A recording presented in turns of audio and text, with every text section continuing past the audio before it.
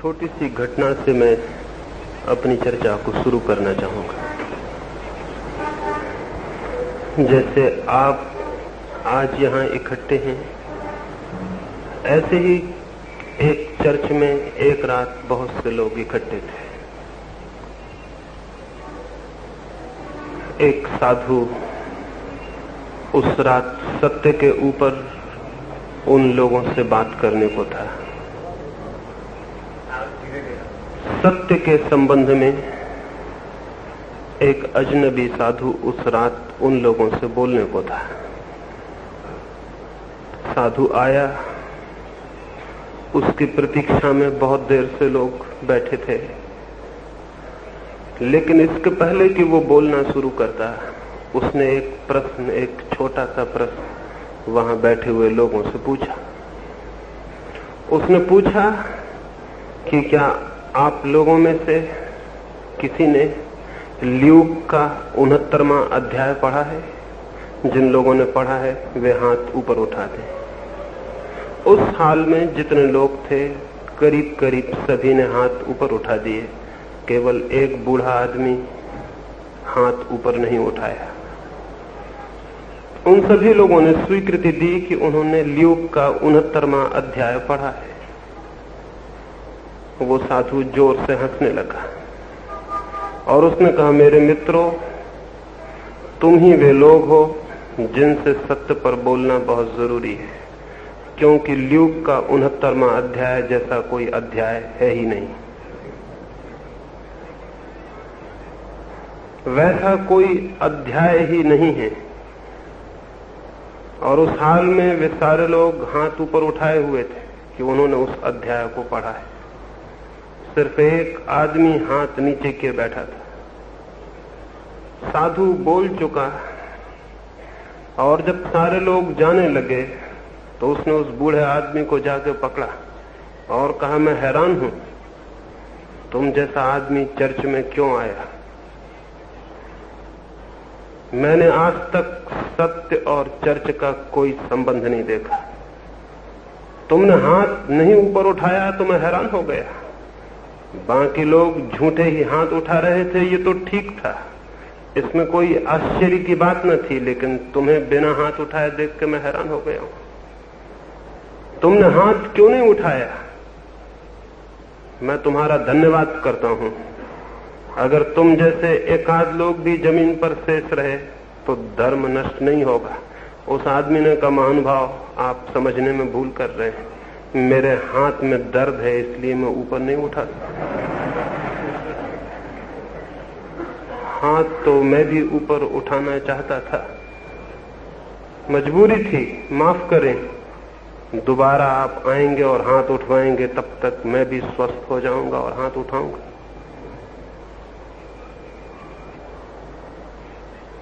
सत्य पर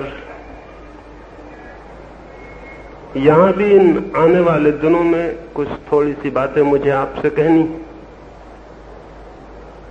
तो मुझे भी ख्याल आया कि आपसे हाथ उठवा लूं, लेकिन फिर ये डर लगा, हो सकता है किसी के हाथ में तकलीफ हो और वो ना उठा पाए और परेशान हो, इसलिए मैं हाथ तो नहीं उठवाऊंगा।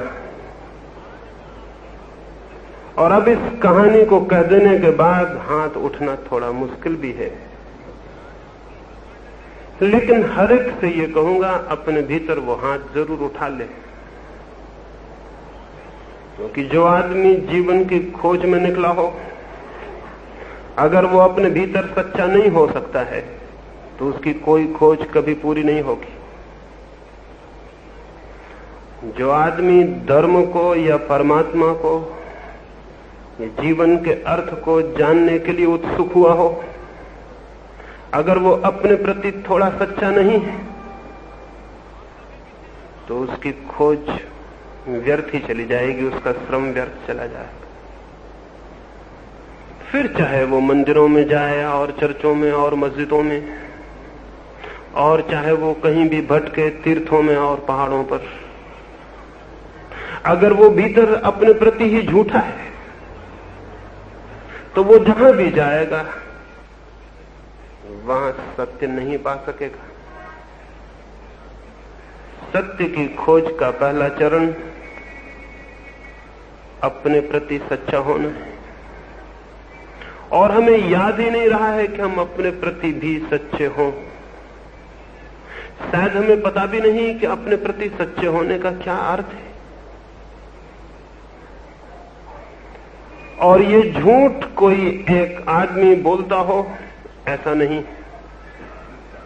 ये झूठ कोई एक पीढ़ी बोलती हो ऐसा नहीं, किसी एक सदी में आके आदमी अपने प्रति झूठा हो गया हो ऐसा भी नहीं।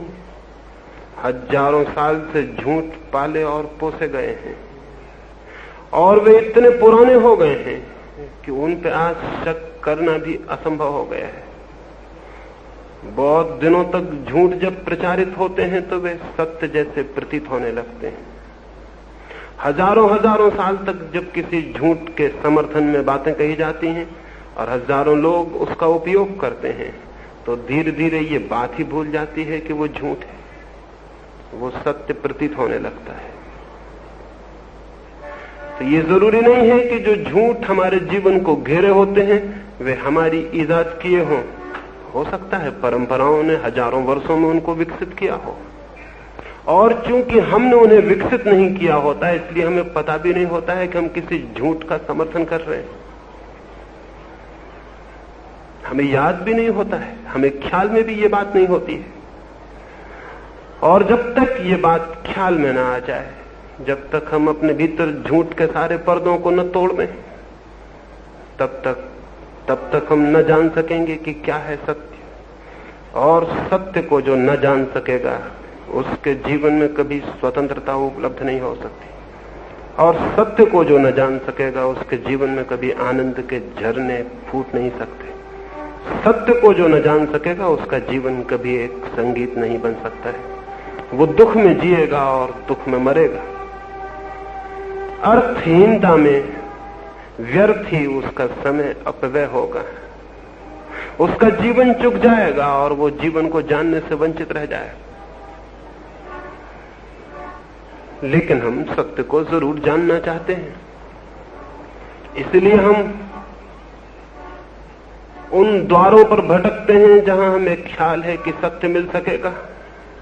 हम जरूर ही प्यासे हैं, नहीं तो मंदिरों मस्जिदों में कौन जाता।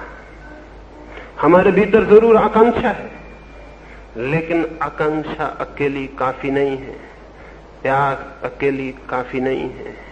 हमें अपने भीतर उन दीवालों को तोड़ देना होगा जो हमने खुद असत्य की खड़ी कर ली, तभी सत्य से हमारा कोई संपर्क हो सकता है। मैंने कहा कि कोई असत्य जो हमें घेरे हुए है हमारे आज की इजाद नहीं है, पुरानी कथा है ये। हर पीढ़ी करीब करीब उन्हीं असत्यों को फिर से दोहराती है जिनको पिछली पीढ़ी ने दोहराया था। एक रिपीटिशन, एक पुनरुक्ति है जो चलती चली जाती है। मैंने सुना है एक रात एक बड़े नगर में एक छोटे से गांव का रहने वाला एक निवासी आया। यद्यपि वो छोटे से गांव में रहता था, लेकिन बड़े नगर में जब युवा था तो वो भी शिक्षा लेने आया था। उसके पड़ोस का एक लड़का आज भी उसी विद्यालय में, उसी छात्रावास में था जिसमें वो कभी था। रात उसे ख्याल आया कि मैं जाऊं और देखूं, छात्रावास बदल गए होंगे, विद्यालय बदल गए होंगे। मैं जब पढ़ता था उस बात को बीते तो 30 वर्ष हो गए, सब बदल गया होगा। वो गया और उसने उस दरवाजे पे जाकर द्वार पर दस्तक दी जिसमें उसके गांव का एक लड़का पढ़ता था और रहता था।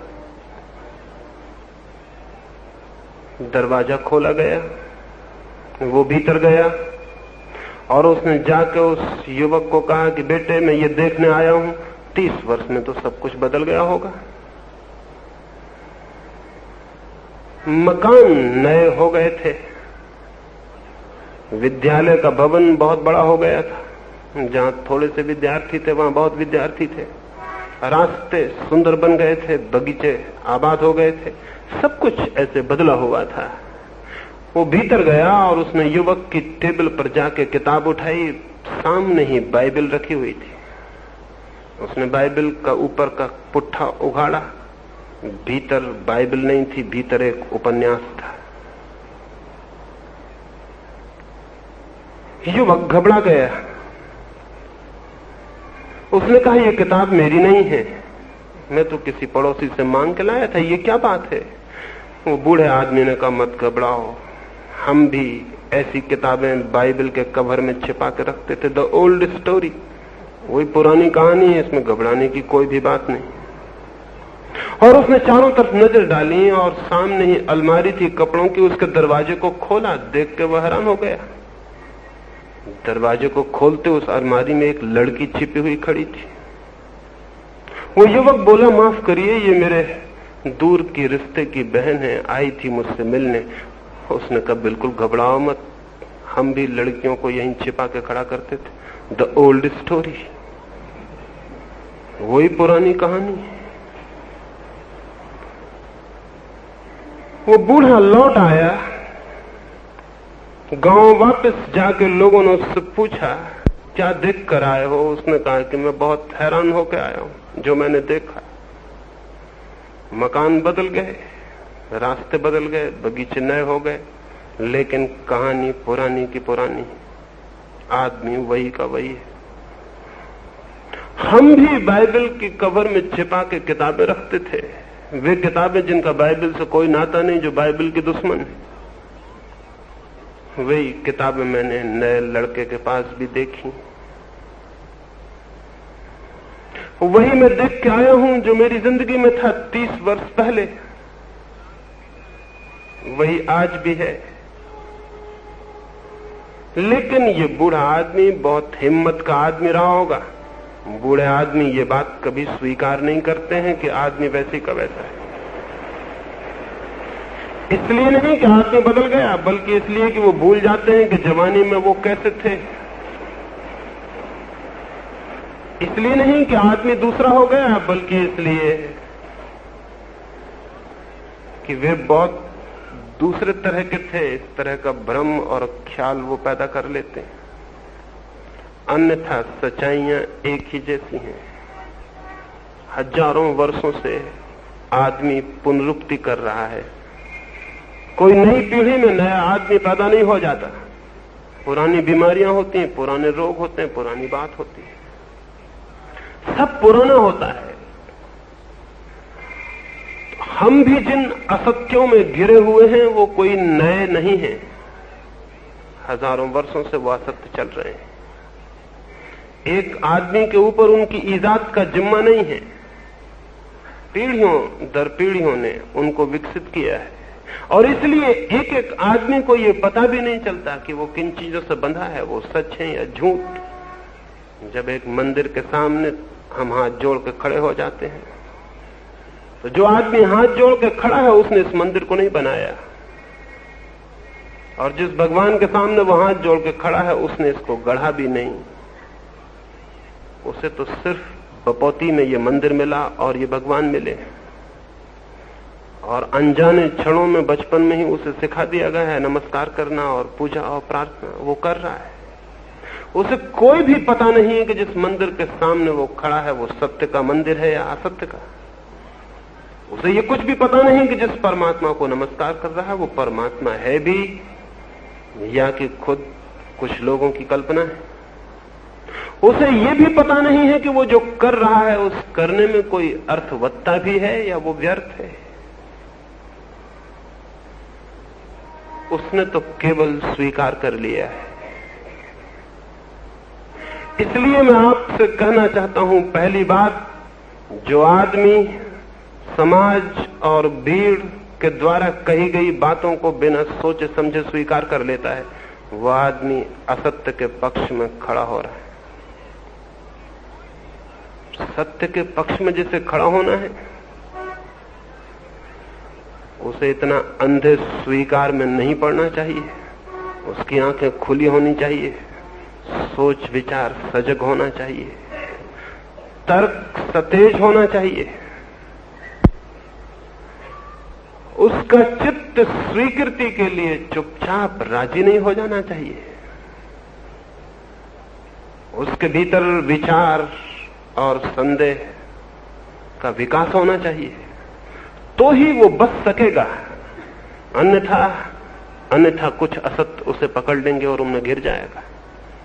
और असत्यों में गिर जाना इतना संतोषदायी है जिसका कोई हिसाब नहीं।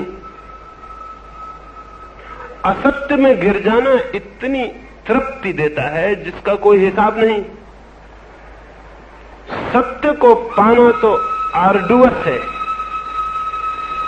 सत्य को पाना तो एक तपश्चर्या है, सत्य को पाना तो एक श्रम है।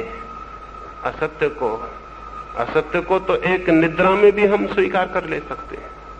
न कोई श्रम है, न कोई तप है, सिर्फ हमारी स्वीकृति चाहिए। और स्वीकृति अगर हमारे अहंकार को तृप्ति देती हो, संतोष देती हो, तब तो कहना ही क्या है। अगर मैं आपसे कहूं आत्मा अमर है, तो आपका मन एकदम मानने को राजी हो जाता है। इसलिए नहीं कि आपको मैंने जो कहा उसके सत्य की झलक मिल गई, बल्कि इसलिए कि आपका मन मरने से डरता है, मृत्यु का भय है। इसलिए आत्मा की अमरता को स्वीकार करने को कोई भी राजी हो जाता है। यह आत्मा की अमरता को स्वीकार करने में कोई सत्य का अनुभव हुआ ऐसा नहीं, बल्कि हमारे भीतर मृत्यु का जो भय था उसको छिप जाने के लिए ओट मिल गई। हम अभय हो सकते हैं इस बात को मान के कि आत्मा अमर है, मरना होने ही वाला नहीं है। इसलिए जो लोग जितनी मौत से डरते हैं, जितने भयभीत होते हैं, उतनी ही आत्मा की अमरता के विश्वासी हो जाते हैं। जो कौम जितनी मृत्यु से भयभीत होती है, उतनी ही धार्मिक हो जाती है। ये धर्म असत्य है, क्योंकि भय से धर्म का कोई भी संबंध नहीं है। धर्म का संबंध है अभय से। फियर से, भय से धर्म का क्या नाता है?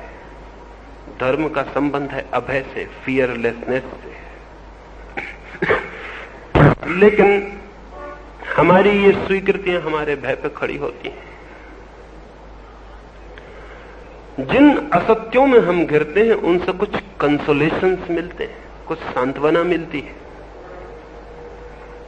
एक परिवार में कोई चल बसता है और हम उससे जाके कहते हैं आत्मा अमर है, रो मत, घबराओ मत, बड़ा संतोष मिलता है, बड़ी सांत्वना मिलती है। और ये जो लोग कह रहे हैं कल इनके घर में कोई चल बसेगा और ये भी रोएंगे, और जिसके घर में इन्होंने जाके समझाया था वो इनके घर में आके समझाएगा कि आत्मा अमर है, घबराओ मत, रोने की क्या बात है, शरीर ही मरता है। इन्होंने उसे जाके सांत्वना दी थी, वो इन्हें आके सांत्वना देगा। न उसे आत्मा की अमरता का कोई पता है और न इन्हें, लेकिन आत्मा की अमरता एक संतोष बन गई, एक सांत्वना बन गई। और तब इस असत्य से चिपटे रहने का हमारा मन हो जाता है।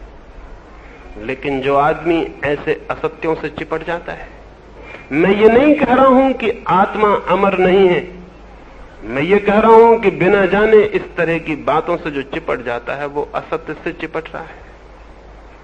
जानकर, देखकर, समझकर, अनुभव से जिसके जीवन में ये प्रतीतियां उपलब्ध होती हैं, वो सत्य को उपलब्ध हो जाता है।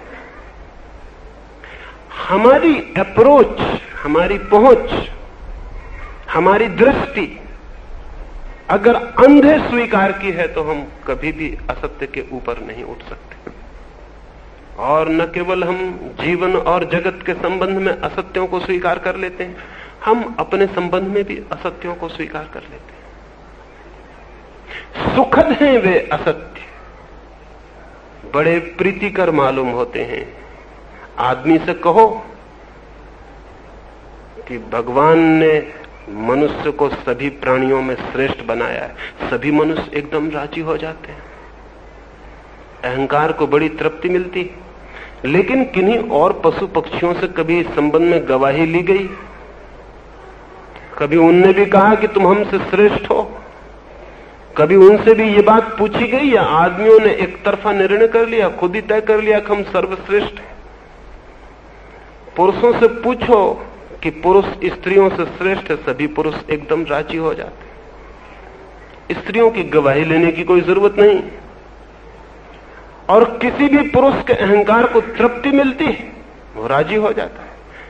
भारतीयों से पूछो तो वे कहेंगे जमीन पर हमसे ज्यादा श्रेष्ठ सभ्य और कोई कौम नहीं है, यही पवित्र भूमि है, यही भगवान जन्म लेता है, इसके लिए कोई संदेह पैदा नहीं करता, क्योंकि हम सबके अहंकार की इसमें तृप्ति हो जाती है।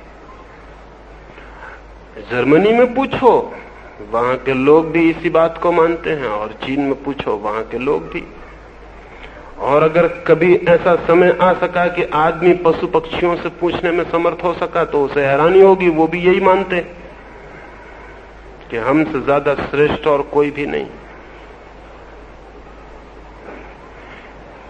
हम इस तरह के असत्य इसलिए स्वीकार कर लेते हैं कि हमारे अहंकार को बड़ी तृप्ति मिलती है। जब पहली दफा डार्विन ने यह कहा कि आदमी भी पशुओं में से एक पशु है, तो सारी दुनिया में डार्विन का विरोध हुआ।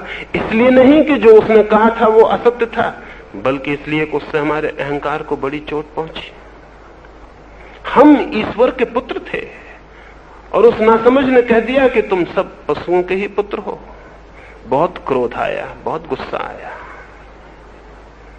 हजारों साल तक हम मानते थे कि सूरज जमीन का चक्कर लगाता है। फिर एक आदमी हो गया गैलीलियो, और उसने कहा कि नहीं, जमीन ही सूरज का चक्कर लगाती। सारी दुनिया में विरोध हुआ। पादरियों ने, चर्च के धर्म पुरोहितों ने कहा झूठी है ये बात, क्योंकि भगवान ने आदमी को अपनी शक्ल में बनाया और इस पृथ्वी को उसने दुनिया का केंद्र बनाया और आदमी को यहां पैदा किया। सूरज ही चक्कर लगाता होगा, जमीन कैसे चक्कर लगा सकती है? हम इस जमीन पर रहते हैं। मनुष्य जिस जमीन पर रहता है वो जमीन सूरज का चक्कर लगाएगी? नहीं, सूरज ही चक्कर लगाता होगा। जमीन केंद्र थी दुनिया की, क्योंकि हमारा अहंकार, मनुष्य का अहंकार मानता था कि जमीन केंद्र है, सेंटर है, सारे जगत का, सारे तारे, सूरज सब इसका चक्कर लगाते। और हजारों वर्ष तक इस पर किसी ने शक नहीं किया, क्योंकि इससे हमारे अहंकार को चोट पहुंचती, इससे बहुत बेचैनी होती। पीछे बर्नार्ड शॉ ने इस सदी में एक दिन ये कह दिया कि गलत था गैलीलियो, और मैं कहता हूं कि सूरज ही जमीन का चक्कर लगाता है। तो किसी ने पूछा ये किस आधार पर कहते हैं? अब तो सब तरह से प्रमाणित हो गया है कि जमीन ही चक्कर लगाती। बर्नार्ड शॉ ने कहा इसी आधार पर कहता हूं कि मैं बर्नार्ड शॉ इस जमीन पर रहता हूं, जिस जमीन पर मैं रहता हूं वो किसी का चक्कर नहीं लगा सकती। मजाक में उसने ये बात कही, सारे आदमी पे ये मजाक हो गई। आदमी इसको मानने को राजी नहीं होता कि मैं किसी का चक्कर लगाता हूं, जमीन कभी चक्कर नहीं लगा सकती। लेकिन धक्के लगे और आदमी को और नीचे आ जाना पड़ा। पीछे फ्रायड ने और कुछ बातें कह दी जिससे और तिलमिलाहट पैदा हो गई। उसने कह दिया कि आदमी का सारा जीवन सेक्स के केंद्र पर घूमता है। तब तो और घबराहट हुई, तब तो और बेचैनी हुई, तब तो हमें लगा कि हमारा सब कुछ छीन लिया गया। हम मानते थे कि हम परमात्मा के केंद्र पर घूमते हैं, और ये आदमी कहता है फ्रायड की सब सेक्स के केंद्र पर घूमते हैं। 24 घंटे की जिंदगी उसी के चित्त, उसी के आसपास इर्द गिर्द चक्कर लगाती। बहुत धक्का लगा, फ्रायड के सारे दुनिया में दुश्मन खड़े हो गए। आदमी मानने को ये राजी ना हुआ कि मैं जो कि देवताओं से थोड़ा ही नीचे बनाया गया, मैं और सेक्स के केंद्र पर घूमता हूं। झूठी है ये बात। आत्मा की कोई बात कहता, परमात्मा की कोई बात कहता, प्रेम की, पवित्र प्रेम की कोई बात कहता तो ठीक भी हो सकती थी। काम की और वासना की आदमी के अहंकार को चोट लगती तो वो स्वीकार नहीं करता। वो उन्हीं बातों को स्वीकार करता है जिससे अहंकार को तृप्ति मिलती है। और ये हजारों वर्षों से चला आ रहा है, और इसका परिणाम ये हुआ है कि आदमी ने अपने आसपास एक मिथ, एक कल्पना का जाल बुन लिया है, और उस जाल में वो विश्वास किए जाता है।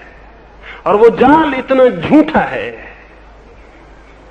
कि उस जाल में जो गिरा है वो कभी सत्य की तरफ आंखें भी नहीं उठा सकेगा, खुद ही डरेगा, क्योंकि सत्य की तरफ आंखें उठाना इस जाल का टूटना बन जाएगा। और जब तक हम मनुष्य के जीवन के तथ्यों को सीधा सीधा न जान ले, तब तक हम जीवन के सत्य को भी नहीं जान सकते। सत्य को जानने के पहले तथ्य को जान लेना जरूरी है। जो फैक्ट्स हैं उनको जान लेना जरूरी है, चाहे वे कितने ही कड़वे, कितने ही तीखे, कितने ही जलन पैदा करने वाले क्यों ना हो। तथ्यों को जान लेना बहुत जरूरी है। और कल्पनाएं चाहे कितनी ही सुखद और मधुर और प्रीतिकर क्यों न हो, वे कल्पनाएं ही हैं, उन पर चढ़ के कोई यात्रा नहीं कर सकता। सपनों की नावों में सागर में तैरा नहीं जा सकता, और शब्दकोश के सागर में, डिक्शनरी में जो समुद्र है उसको पकड़ के कोई उसमें से एक बूंद भी नहीं निकाल सकता। और कल्पना की जो नौकाएं हैं उनको ले जाके तो सागर में तैरने का कोई सवाल नहीं। मनुष्य के जीवन में सबसे बड़ी जो दुर्घटना घट गई वो ये कि मनुष्य ने अपने आसपास कल्पनाओं का एक ऐसा जाल बुन लिया है, और उसको तोड़ने में उसे बड़ी झिझक होती, बड़ी घबराहट होती। वो उस जाल को बुनता ही चला जाता है, धीरे धीरे उस जाल में खो जाता है, और पता लगाना भी मुश्किल होता है कि कौन है इसके भीतर। एक सम्राट के संबंध में मैंने सुना, रोज 1 घंटे को वो अपने भवन के एक कमरे में ताला लगा के भीतर बंद हो जाता था। घर का हर आदमी उत्सुक था उस महल का, रानियां उत्सुक थीं, दरबारी उत्सुक थे, वजीर उत्सुक थे कि वो वहां क्या करता है, वहां क्या करता है, इसकी उत्सुकता सभी को थी। लेकिन कभी कोई उस द्वार के भीतर नहीं जा सका था, उसकी चाबी वो अपने पास रखता था, और 1 घंटे भर के लिए चाबी खोल के भीतर हो जाता, द्वार बंद कर देता था। आखिर उत्सुकता अपनी चरम सीमा पर पहुंच गई, और सारे घर के लोगों ने मिलकर एक षड्यंत्र किया कि देखें ये वहां करता क्या है। उससे पूछते थे, वो हंस देता था और कभी कुछ बताता नहीं था। आखिर जब सारे घर के लोग, रानियां और वजीर और उसके सारे मित्र और परिजन सहमत हो गए, तो उन्होंने उस दीवार में एक छेद किया रातों रात, ताकि कल सुबह जब वो जाए तो उसमें से झांक कर देख सके कि वो वहां करता क्या है। और जिसने भी झांक कर देखा वो जल्दी से छेद से अलग हटाया, और उसने कहा, अरे अजीब बात थी, वहां वो बड़ा अजीब काम करता था। सभी ने झांक कर देखा और जल्दी लोग छेद से अलग हटाए। वहां वो क्या करता था? वहां जाके वो अपने सारे वस्त्र निकाल के अलग फेंक देता था और नग्न खड़ा हो जाता था, और परमात्मा से कहता था, ये हूं मैं, वो मैं नहीं था जो अभी कपड़े पहने हुए था। और हाथ जोड़ के परमात्मा से कहता था, ये हूं मैं, वो मैं नहीं था जो अभी कपड़े पहने हुए था। वो बिल्कुल झूठा आदमी था, वो मैं नहीं था। तो उन कपड़ों को पहने हुए तेरी प्रार्थना कैसे करूं जो झूठे थे? उन कपड़ों को पहने हुए तेरे पास कैसे आऊं जो कि झूठे थे? वे कपड़े मेरे अहंकार की सजावट तो थे, लेकिन मेरी सच्चाई ना थे। मैं तो ये हूं, नंगा आदमी, बिल्कुल नग्न। तो मैं नग्न होकर ही तेरे पास आ सकता हूं। ये राजा बड़ा अद्भुत रहा होगा, और हर आदमी को ऐसा ही होना पड़ता है अगर उसे सत्य के निकट जाना हो। नग्न वस्त्रों को पहन के कोई भी सत्य के निकट नहीं जा सकता, क्योंकि वस्त्र झूठे हैं। वस्त्र जितने सुंदर हैं, भीतर का आदमी उतना ही कुरूप है। वस्त्र जितने चमकीले हैं, भीतर का आदमी उतना ही फीका है। असल में भीतर के फीकेपन को ही छिपाने को तो हम चमकीले वस्त्रों को खरीद ले आते हैं। असल में भीतर की कुरूपता को ही ढांकने को ही तो हम बाहर के सौंदर्य को खोज लेते हैं और इकट्ठा कर लेते हैं। बाहर हम जैसे हैं, ठीक उससे उल्टे हम भीतर हैं, और वो जो भीतर है वही तथ्य है। वो जो भीतर नग्नता है उसे जानना जरूरी है, क्योंकि उसे हम जाने तो उसके ऊपर उठ सकते हैं, उसे हम जाने तो उसे विदा किया जा सकता है। लेकिन हम उसे जाने ही ना तो उसे विदाई करने का कोई भी कारण नहीं है। जिसे हम जानेंगे नहीं उसे विदा नहीं किया जा सकता, जिसे हम पहचानेंगे नहीं उसे विदा नहीं किया जा सकता। और हम जो भी उपाय करते रहेंगे वे उपाय किसी काम के ना होंगे, क्योंकि बेसिक कॉज, उनके भीतर की जो बुनियादी आधार है वो हमारी नजर में नहीं होगा। एक आदमी बीमार था, बीमारी उसकी बड़ी अजीब थी और कोई चिकित्सक उसकी बीमारी का ठीक ठीक अर्थ ना निकाल पाया। उस आदमी की आंखें बाहर को निकली पड़ती थी, कान में भन भन की आवाज होती थी, सिर चक्कर खाता हुआ मालूम पड़ता था। वो बहुत बड़ा धनपति था। उस देश के जो बड़े से बड़े चिकित्सक थे उनके पास गया। किसी ने कहा तुम्हारी आंखें कमजोर हो गई हैं, चश्मे की जरूरत है। उसने चश्मा लगाना शुरू कर दिया, लेकिन बीमारी जगह थी वहीं रही, उसमें कोई फर्क ना पड़ा।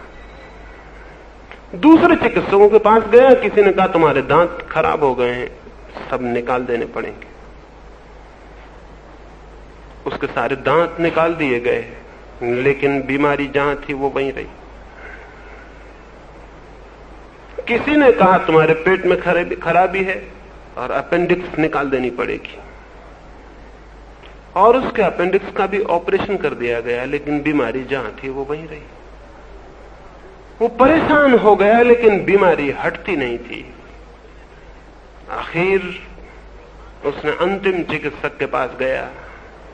उस चिकित्सक ने उसकी जांच की और उसने कहा बीमारी का कोई कारण नहीं मिलता, इसलिए बीमारी ठीक नहीं हो सकेगी। और मैं तुम्हें बता देता हूं, तुम व्यर्थ परेशान मत हो, तुम 6 महीने से ज्यादा जिंदा नहीं रह सकोगे।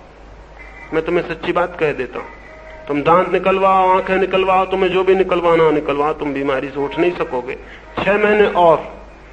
उस आदमी ने डॉक्टर को धन्यवाद दिया और उसने कहा आपने बड़ी कृपा की, अब अच्छा है, मैं वापस जाता हूं। जब ये तय हो गया कि 6 महीने से ज्यादा नहीं बचना है, तो उसने एक बहुत बड़ा भवन खरीदा, बहुत सुंदर गाड़ियां खरीदी, जो भी उपलब्ध था देश में भोग के लिए वो सब उसने खरीदवा लिया कि 6 महीने जिंदा रहना तो ठीक से भोग कर लूं। 6 महीने तो उसने जाके 200 सूट का देश के सबसे बड़े टेलर को आज्ञा दी, क्योंकि मैं रोज नए कपड़े ही पहनूंगा, अब क्या मतलब है कि रोज पुराने कपड़े दोहराऊं। उस टेलर ने उसका नाप लिया, सारा नाप अपने सहयोगी को लिखवाया, गले का नाप लिया। उस टेलर ने कहा लिखो 16। उस आदमी ने कहा कि नहीं, मैं हमेशा 15 का ही कॉलर पहनता हूं। उस टेलर ने कहा 15 का नहीं, आप जितना चाहें उतने का पहने, लेकिन अगर 15 का कॉलर पहनेंगे तो आंखें बाहर को निकली मालूम पड़ेंगी, सिर घूमता मालूम पड़ेगा, चक्कर आते मालूम पड़ेंगे। 15 का नहीं 14 का पहने, जितना आपकी मर्जी हो। उसने कहा क्या कहते हो, मैं हमेशा से 15 ही का पहनता हूं और मेरी आंखें भी बाहर को निकली मालूम पड़ती हैं और मेरे कान भी मनमनाते हैं और मुझे चक्कर भी आते हैं। उसने कहा वो आएंगे ही, कॉलर जब बहुत कसा हुआ होगा तो ये होने वाला है। उसने 16 का कॉलर पहना, वो आदमी अभी जिंदा है। ये बात हुए 30 साल हो गए और उस आदमी ने मुझसे ये कहा है कि 16 के कॉलर से सब कुछ ठीक हो गया। कोई चिकित्सक उसे ठीक नहीं कर सका था। बीमारी उसकी वहां नहीं थी जहां चिकित्सक खोजते हैं। आदमी की बीमारी वहां नहीं है जहां पुरोहित उसे बताते हैं, जहां चिकित्सक उसे समझाते हैं,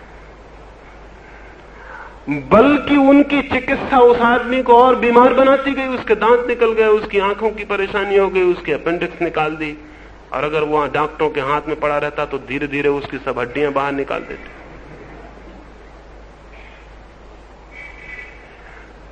लेकिन उसकी वो बीमारी न थी, बीमारी बहुत सरल थी और सीधी थी, लेकिन चिकित्सक की दृष्टि में वो आ नहीं सकती थी। मनुष्य की बीमारी भी बहुत सीधी और सरल है, लेकिन जो लोग शास्त्रों की जटिलता में खो गए हैं उन्हें वो बीमारी दिखाई नहीं पड़ सकती। न दिखाई पड़ने का कारण है कि वो इतने जटिल हैं, इतने शास्त्रों में खो गए हैं कि तथ्यों को देखने की सामर्थ्य उनकी नहीं रह गई। और फिर वे जो उपचार करते हैं और निदान करते हैं, वो निदान और उपचार और नई बीमारियां ले आता है। उनका उपचार और निदान बीमारी को बढ़ाता चला गया है। कौन सी बीमारी को? मनुष्य के तथ्यों को न जानने की बीमारी है। और जिनके पास हम जाते हैं इस इलाज के लिए, वो हमारे तथ्यों को और छिपा देते हैं, और वो जो बातें हमसे कहते हैं वो और नई मिथ खड़ी करती हैं, नई कल्पनाएं खड़ी करती हैं। वे आपसे कहेंगे आपके भीतर तो आत्मा है, आत्मा तो परम पवित्र और शुद्ध है, परम शांत है, शुद्ध बुद्ध है, और मोक्ष और परमात्मा और न मालूम क्या क्या बातें आपसे कहेंगे। जिनसे आपकी बीमारी का कोई संबंध नहीं। और इन सारी बातों में आप और खो जाएंगे और अपने तथ्यों को छिपा लेंगे। तथ्य बहुत दूसरे हैं, आदमी की नग्नता बहुत दूसरी है। वस्त्रों में छिपाने से उसका हल नहीं है, उसे उघाड़ना, देखना और परिचित होना जरूरी है। जीवन जैसा है उसे वैसा ही देखना जरूरी है, किन्हीं सिद्धांतों के धुएं के द्वारा नहीं, सीधा डायरेक्ट खुली आंखों से। और जब कोई आदमी इस बात के लिए राजी हो जाता है कि मैं अपने जीवन के तथ्यों को देखूं, तो उसके जीवन में एक क्रांति की शुरुआत हो जाती है। क्योंकि जो तथ्य कुरूप है और दुखद है, उसे देखते से ही उसे बदलने की आकांक्षा का जन्म होता है। हम उसे देखते ही नहीं तो उसके बदलने की सवाल ही नहीं उठता है। और अगर हम उसे अच्छे शब्दों में छिपा लेते हैं तब तो और भी सवाल नहीं उठता है। और अगर हम उसे बहुत बहुत सिद्धांतों का जामा पहना देते हैं तब तो वो दिखाई ही नहीं पड़ता है। आदमी ने ऊपर ही वस्त्र नहीं पहन लिए हैं शरीर के, उसने अपने चित्त पर भी बहुत वस्त्र पहन लिए हैं। और दिन में उसे इतने वस्त्र पहनने पड़ते हैं और इतनी बार वस्त्र बदलने पड़ते हैं। बाहर के कपड़े तो वो एक दफे पहन लेता है और चल जाता है, लेकिन भीतर उसे हर घड़ी वस्त्र बदलने पड़ते हैं, क्योंकि हर नए आदमी के साथ उसे दूसरे वस्त्र पहन के मिलना पड़ता है। अपने नौकर से वो दूसरे वस्त्रों में मिलता है, अपने मालिक से दूसरे वस्त्रों में, अपनी पत्नी से दूसरे वस्त्रों में मिलता है, अपनी प्रेयसी से दूसरे वस्त्रों में। 24 घंटे उसे वस्त्र बदलने पड़ते हैं, चेहरे बदलने पड़ते हैं। और तब इस बदलाहट की जिंदगी में जिंदगी भर बदलते बदलते वो ये भूल ही जाता है कि मेरा ओरिजिनल फेस, मेरा असली चेहरा क्या है। दूसरों को दिखाने में वो बहुत से चेहरे बना लेता है। हम सब जानते हैं, हम दिन भर चेहरे बनाते हैं। हम सब बहुत कुशल अभिनेता हैं। हमारी पूरी दुनिया एक बहुत अद्भुत रंगमंच है। फिल्म में और नाटक में जो अभिनय कर रहे हैं वे हमसे ज्यादा कुशल नहीं है। फिल्म में नाटक करना बहुत आसान है, जिंदगी के पर्दे पर बड़ा कठिन है। लेकिन हम सब जिंदगी के पर्दे पर बहुत नाटक करते हैं। बर्टन रसल एक दिन सुबह सुबह अपने घर के द्वार पर बैठा हुआ था। एक आदमी आया और उसने आकर बर्टन रसल का गर्दन पकड़ ली और उससे कहा, महानुभाव, आप ऐसी ऐसी किताबें लिखते हैं जिनसे मैं बहुत परेशान हूं। पहली तो बात, आपकी किताबों में मेरी समझ में नहीं आता कि आप क्या लिखते। आज तक मैं एक भी वाक्य नहीं समझ सका। सिर्फ एक वाक्य मेरी समझ में आया, सो वो गलत है। तो कौन सा वाक्य? बर्टन रसल ने घबरा के पूछा, कौन सा वाक्य? तो उसने कहा, आपने लिखा सीजर इज डेड, सीजर मर चुका। ये बिल्कुल गलत बात है। यही मेरी समझ में आया आपकी कुल किताब में, और ये बिल्कुल गलत बात है। सीजर को मरे 2000 साल हो गए। रसल भी घबरा गया कि ये आदमी क्या कहता है कि ये बात गलत है। उसने कहा, तुम्हारे पास कोई प्रमाण है? उसने कहा, है, मैं खुद ही सीजर हूं। रसल ने कहा, तब फिर बातचीत करनी गलत है। मैं हाथ जोड़ता हूं, मुझसे गलती होगी, अगले संस्करण में मैं सुधार कर लूंगा। वो आदमी खुश होकर चला गया। पीछे पता चला वो एक फिल्म में सीजर का काम करता था। उसका दिमाग खराब हो गया, तब से वो अपने को सीजर ही समझने लगा। और उसने किताब में पढ़ा कि सीजर मर गया तो उसे बहुत गुस्सा आया कि आदमी कैसा है, मैं अभी जिंदा हूं। हम फिर धीरे धीरे जिन चेहरों की अभिनय करते हैं, धीरे धीरे भूल जाते हैं कि वो अभिनय थे, और ऐसा मालूम होने लगता है वो हमारे चेहरे में सीजर हूं। हम सबके साथ ये बात है। हम सबने बहुत चेहरों का अभिनय किया है, और फिर हम आत्मज्ञान की खोज में निकल पड़ते हैं और ये भूल ही जाते हैं, जिसको अपने चेहरे का भी पता नहीं उसे आत्मज्ञान कैसे हो सकेगा। जिसे ये भी पता नहीं है मैं कौन हूं, हालांकि उसने हर तरह से दिखाने की कोशिश की, मैं ये हूं, मैं वो हूं, 24 घंटे पूरी जिंदगी, और वो सफल भी हो गया होगा। क्योंकि जहां बाकी लोग भी अभिनेता हों, वहां अभिनय सफल हो जाए इसमें कोई आश्चर्य नहीं। यहां तो अगर कोई आदमी पूरी सच्चाइयां खोल दे जिंदगी की, तो उसको हम गोली मार देंगे, उसको हम सूली पे लटका देंगे कि यह आदमी गड़बड़ है। हम सब इतने झूठ में जीते हैं कि अगर कोई सच्चा आदमी एकदम से खड़ा हो जाता है तो वो सच्चा आदमी हमें इतना इतना अजीब मालूम पड़ता है कि एक ही व्यवहार हम उसके साथ कर सकते हैं जब तक वो जिंदा है, कि उसको मार डालें, और जब मर जाए तो दूसरा व्यवहार कि हम उसकी पूजा करें। दो व्यवहार हम उस आदमी के साथ कर सकते हैं, जिंदा में उसे मार डालें और जब मर जाए तो उसकी हम पूजा करें। जिंदा में इसलिए मार डालना जरूरी हो जाता है कि वो हमारे साथ हम सबका कंडेमनेशन बन जाता है, वो हम सबका आलोचना बन जाता है, हम सबकी निंदा बन जाता है। अगर वो आदमी सच्चा है तो हम बिल्कुल झूठे हैं, और ये बात दिखाई पड़नी कि मैं झूठा हूं बड़ी घबराने वाली बात है। उस आदमी को मिटा देना जरूरी है। इसलिए हम क्राइस्ट को सूली पर लटका देते हैं, गांधी को गोली मार देते हैं। मैं अभी एक गांव में था और सुबह जब वहां प्रश्न पूछने के लिए लोगों ने चिट्ठियां भेजी तो उसमें एक बहुत बढ़िया चिट्ठी आई। उस चिट्ठी में लिखा था कि कृपा करके ये बताएं कि आपको गोली क्यों न मार दी जाए। मैंने उनसे कहा ऐसी भूल मत करना है, ऐसी भूल पहले भी कुछ लोग कर चुके हैं। जिसको भी तुम गोली मार देते हो उसका मरना फिर बहुत मुश्किल हो जाता है, फिर वो मरता ही नहीं, फिर वो जिंदा ही बना रह जाता है। और ऐसी भूल कभी मत करना, क्योंकि जिसको तुम गोली मारोगे उसकी कल तुम पूजा करोगे।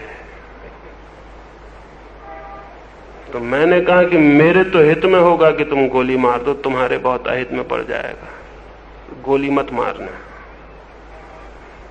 लेकिन हमारा मन होता है उस आदमी को गोली मार देने का जो हमारे कपड़े छीनने लगे और हमको नग्न करने की कोशिश करे। लेकिन मजबूरी है, जो लोग भी सत्य की तरफ जाना चाहते हैं उनको कपड़े छोड़ ही देने पड़ेंगे। तो पहले दिन आज की इस चर्चा में मैं आपसे ये कहना चाहता हूं, आत्मा को पाने की उत्सुकता है वो तो ठीक, लेकिन कपड़े छोड़ने की तैयारी है या नहीं? सत्य को पाने की प्यास है वो तो ठीक, लेकिन असत्य को छोड़ने की हिम्मत भी है या नहीं? परमात्मा की तरफ उठने का ख्याल पैदा हुआ है वो तो ठीक,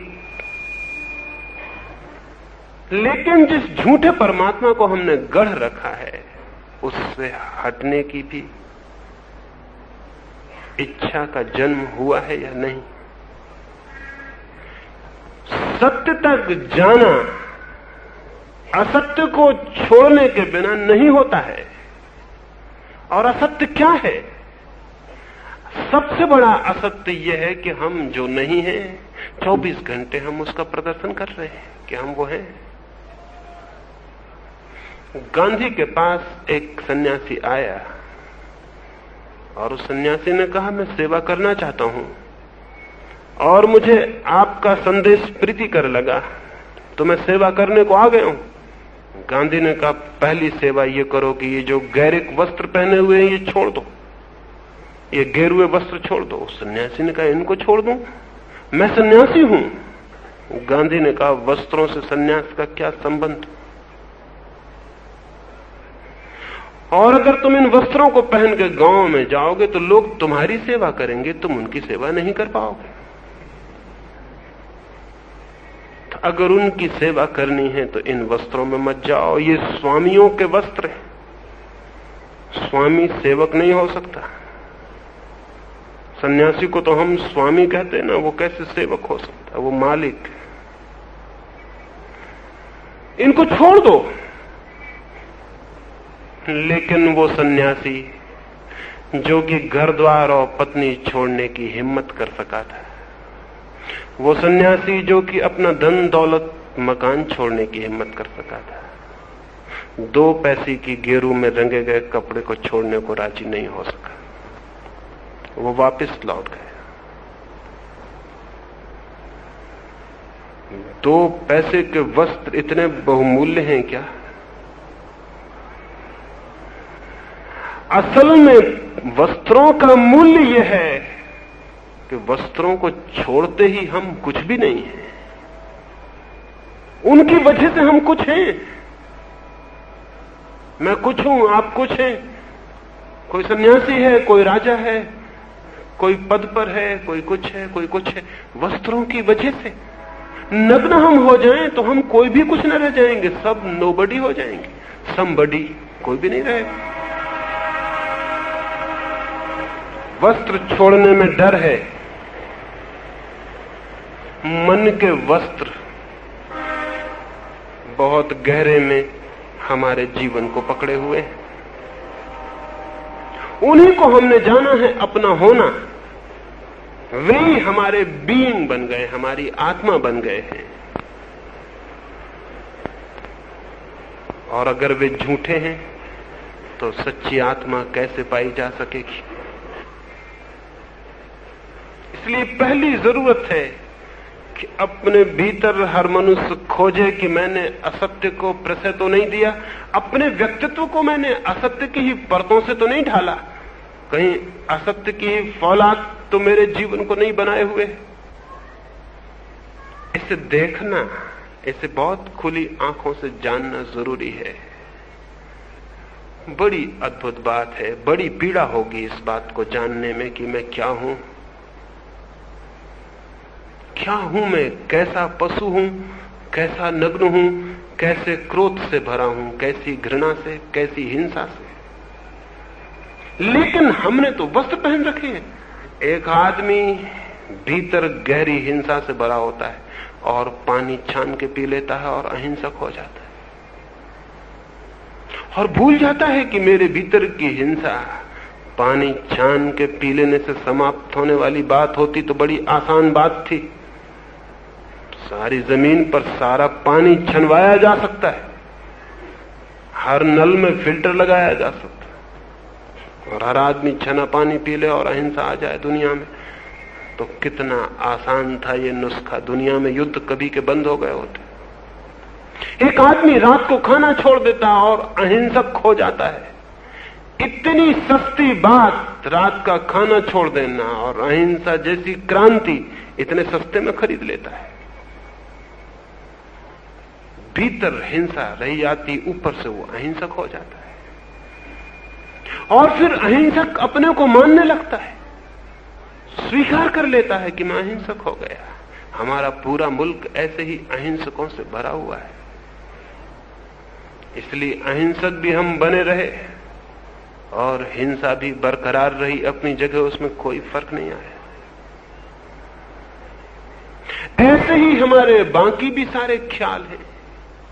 ऐसे ही हम सब दिखाते पड़ते मालूम होते हैं कि हम सब प्रेम करते हैं एक दूसरे को। प्रेम का हमें पता भी नहीं। हम प्रेम की बातें करते हैं, हाथ फैलाते हैं और एक दूसरे का आलिंगन भी करते हैं, लेकिन हमारे हृदय में कहीं कोई प्रेम नहीं है। पिता दिखलाता है अपने बेटे को कि मैं तुम्हें प्रेम करता हूं। बेटा दिखलाता है अपने बाप को कि मैं भी आपको श्रद्धा और आदर करता हूं। मां अपनी बेटी से कहती है मैं तुम्हें प्रेम करती हूं। पति अपनी पत्नी से कहता है मैं तुम्हें प्रेम करता हूं। और कोई किसी की पत्नी है, कोई किसी का पति है, बेटा है, बाप है। तो अगर सारी जमीन पर ये सारे लोग प्रेम करते हैं तो घृणा कहां से आती है? फिर ये सारे लोग दावा करते हैं कि हम प्रेम करते हैं, तो फिर दुनिया में अप्रेम कहां से आता है? फिर तो अप्रेम को आने की कोई जगह ना रही। अगर बाप प्रेम करता है, मां प्रेम करती, बेटा प्रेम करता है, पत्नी प्रेम करती, पति प्रेम करता है, तो फिर आदमी बसते ही नहीं दुनिया में जो इनके बाहर हो। फिर अप्रेम कौन करता है? फिर घृणा कौन लाता है? फिर हिंसा कौन लाता है? फिर युद्ध कौन जन्माता है? बड़ी हैरानी की बात है। अगर ये प्रेम सच्चा है तो ये युद्ध झूठे होने चाहिए, लेकिन युद्ध इतनी बड़ी सच्चाई है कि उसे तो झूठ कहा नहीं जा सकता। फिर अब एक ही रास्ता बचता है कि ये प्रेम झूठा होगा। अगर मां ने अपने बच्चों को प्रेम किया था तो युद्ध के मैदान पर कौन लोग कटे? किन मां ने उनको भेजा वहां? अगर बाप ने अपने बेटों को प्रेम किया था तो किन बापों ने अपने बच्चों को भेजा युद्ध पर? कौन भेजता है? कौन बहन अपने भाई को भेजती है? कौन पत्नी अपने पति को भेजती है किसी की हत्या करने? नहीं, लेकिन हम प्रेम नहीं करते। प्रेम हमारे झूठे हैं, नाम मात्र को है। प्रेम की पताका है, पीछे घृणा का मंदिर है। प्रेम की बातचीत है और नारा है, पीछे घृणा से भरा हुआ हृदय। और तब हम बातें प्रेम की किए चले जाते हैं और काम हिंसा के किए चले जाते हैं। ये जानना होगा, जिस आदमी को सच्चाई की तरफ जाना है उसे अपने प्रेम को उघाड़ के जानना होगा कि वो प्रेम है या कि एक झूठी नकाब है।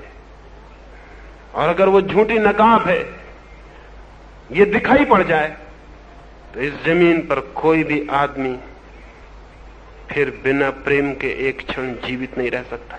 उसके प्राणों में ऐसी ऐसी आंदोलन, ऐसी पीड़ा और ऐसी आकांक्षा उठेगी कि मेरे जीवन में प्रेम नहीं है। इतनी प्यास उठेगी कि वो खोज लेगा प्रेम, जहां भी हो वहां से जगा लेगा वहां से। लेकिन जब तक हम प्रेम को छिपाए रहते हैं, झूठे प्रेम को उघाड़े रहते हैं, तब तक हमें ये भ्रम बना रहता है कि मैं प्रेम से भरा हूं, इसलिए प्रेम की खोज नहीं हो पाती, इसलिए प्रेम का जन्म नहीं हो पाता। असत्य प्रेम की धारणा फिर सत्य प्रेम को पैदा नहीं होने देती। मैं आपसे कहता हूं, ये परिवार हमारा झूठा है, ये परिवार की संस्था एकदम झूठी है, इसमें कहीं कोई प्रेम नहीं है। लेकिन हम झूठी बातों को ऐसा ऐसा रूप दिए बैठे हैं, ऐसा आकार दिए बैठे हैं कि ऐसा मालूम होता है को हमारा परिवार, हमारा दाम्पत्य, हमारे माँ बाप, हमारे बच्चे, इनके किसी के भीतर कोई प्रेम नहीं है। लेकिन जब तक हम ये ख्याल लिए बैठे रहेंगे कि ये प्रेम है, तब तक फिर कोई फर्क कैसे हो? जब तक हम हिंसा को अहिंसा में छिपाए रखेंगे तो फिर फर्क कैसे हो? फिर क्रांति कैसे हो? जीवन कैसे बदले?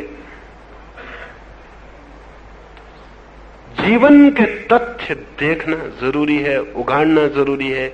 आदमी को, प्रत्येक व्यक्ति को स्वयं को, अपने आप को पूरी नग्नता में देखना जरूरी है। तभी धर्म की तरफ यात्रा हो सकती है, तभी परमात्मा की तरफ कदम उठाए जा सकते हैं, तभी सत्य की तरफ आंखें खुल सकती हैं। इस पहली चर्चा में मैं यही निवेदन करता हूं, जीवन के तथ्यों को जानना चाहिए, शास्त्रों की कथाओं को नहीं, जीवन के तथ्यों को। शास्त्रों के शब्दों को नहीं, जीवन के ज्वलंत तथ्यों को।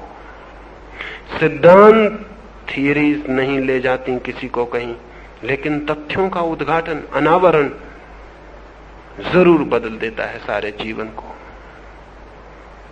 ये पहला निवेदन मेरा। आने वाली चर्चाओं में दूसरे निवेदन आपसे करने हैं। एक छोटी सी कहानी और इस चर्चा को मैं पूरा करूंगा।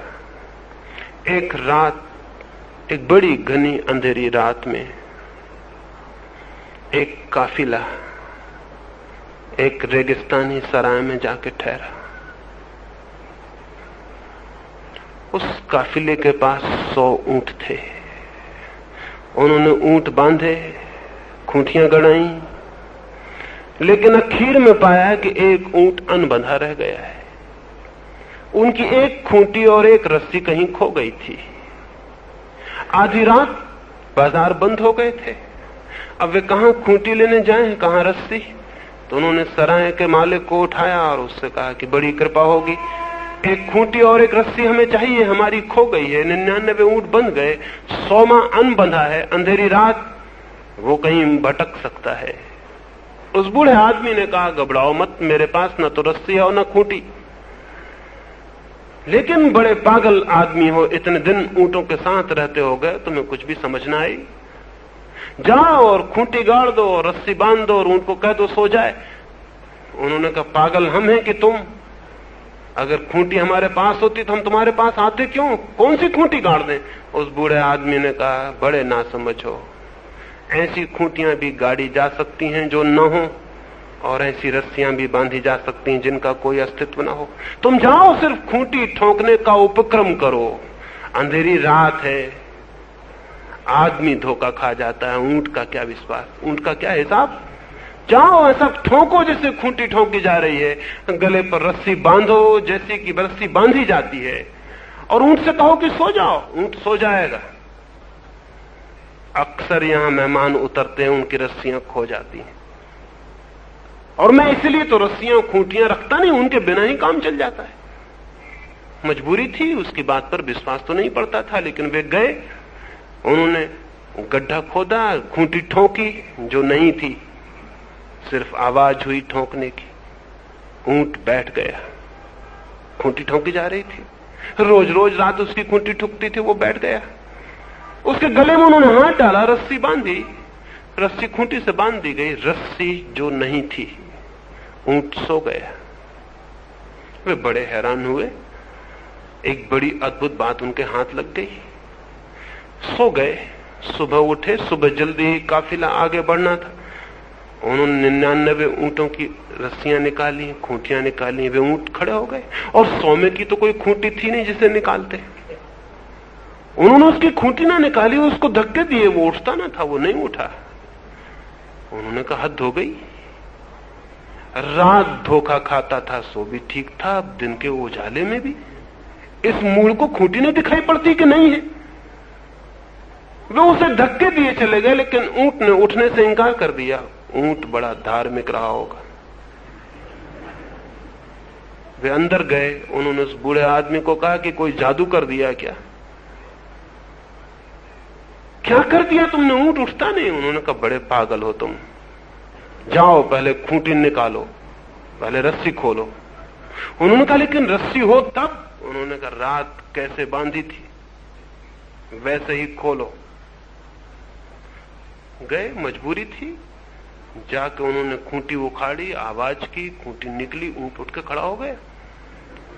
रस्सी खोली, ऊंट चलने के लिए तत्पर हो गया।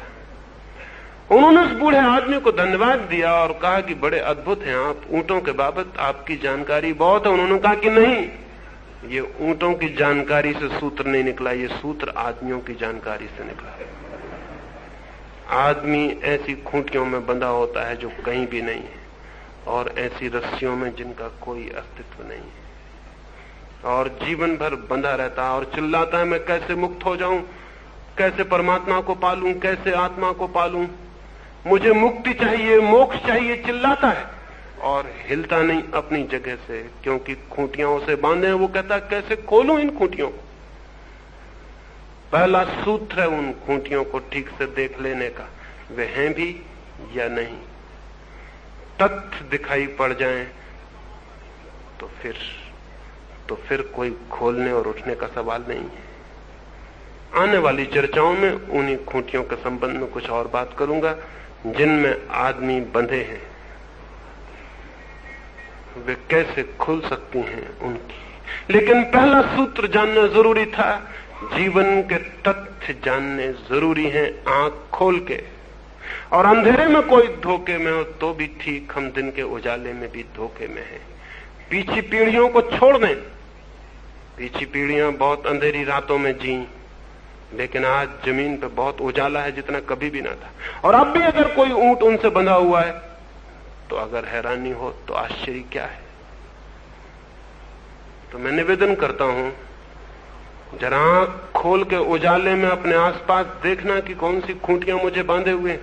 मिथ मिलेगी, खूंटी नहीं मिलेगी, कल्पना मिलेगी, कहानी मिलेगी, और बहुत ओल्ड स्टोरी है ये, बहुत पुरानी कहानी। हमेशा से आदमी उसमें चलता रहा है। कुछ थोड़े से लोग तोड़ने में समर्थ हुए हैं, लेकिन प्रत्येक व्यक्ति समर्थ हो सकता है। यही मुझे आपसे कहना है। मेरी बातों को इतने प्रेम और शांति से सुना, उसके लिए बहुत बहुत अनुग्रहित हूं। और अंत में सबके भीतर बैठे परमात्मा को प्रणाम करता हूं। मेरे प्रणाम स्वीकार करें।